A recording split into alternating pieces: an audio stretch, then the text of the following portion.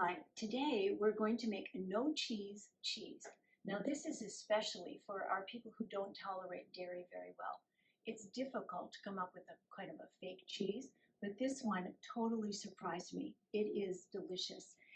It's kind of a mozzarella cheese, but it's actually like killer good. So here's how we make it. We're going to start out looking at our ingredients. We start out with a cup of cashews, and I just put them in 2 cups of water, all of which is going to go in our Vitamix. But it's 1 cup of cashews, 2 cups of water, 1/2 cup of tapioca flour, 1 or 2 teaspoons of garlic powder. This is optional, but I think it's good. 1 teaspoon of apple cider vinegar, 2 tablespoons of nutritional yeast, which is really makes it taste nutty and cheesy, and then a teaspoon of salt. Now, all of these are going to go into the Vitamix. Sorry if that's noisy, but that's part of life.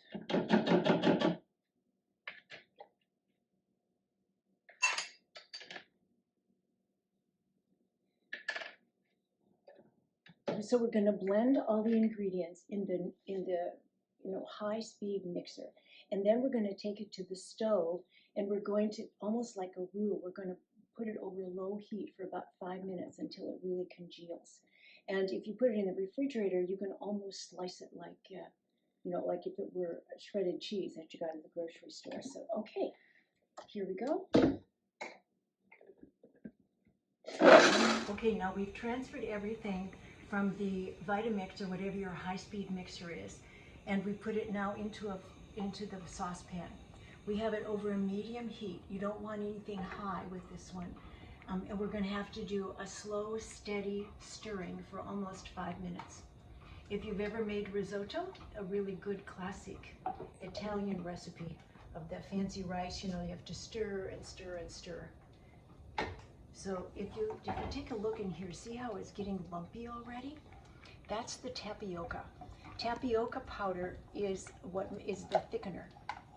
And that's what's going to make it be like cheese, but it's also what we use if you're making a gluten-free flour. So if you do a gluten-free, as I have learned to do, you're going to use a few different kinds of flours, and you always add just a little tapioca flour, and it's the thickener. You'll see I've got a little too high here. There we go. So it's getting thicker and thicker, so you have to just keep stirring because you don't want it lumpy. Cheese is not lumpy. Never, ever, ever. Cheese is delicious, and it makes this great consistency. One of the things what people love about cheese is the mouth texture, that it feels good as you're going across your palate. When I became vegetarian, which I did as I've tried lots of other diets, I said that's great as long as I can still have cheese.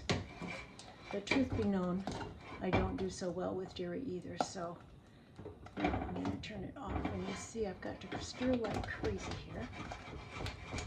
Now see how it looks almost like pizza dough? Because the thickener has done its job very, very well. Okay, so now the wonderful thing about the nutritional yeast in this is that it's loaded with B vitamins and good protein, so it's an energy giver, and there's hardly ever any chance of inflammation.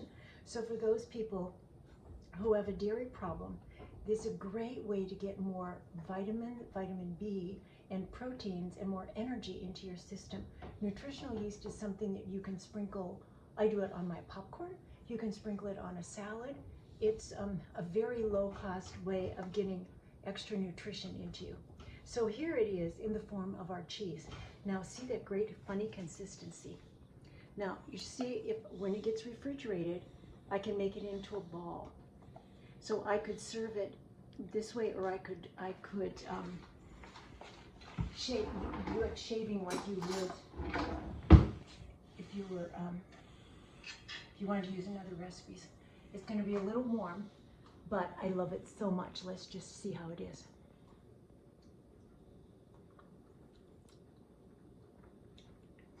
It's so shockingly delicious.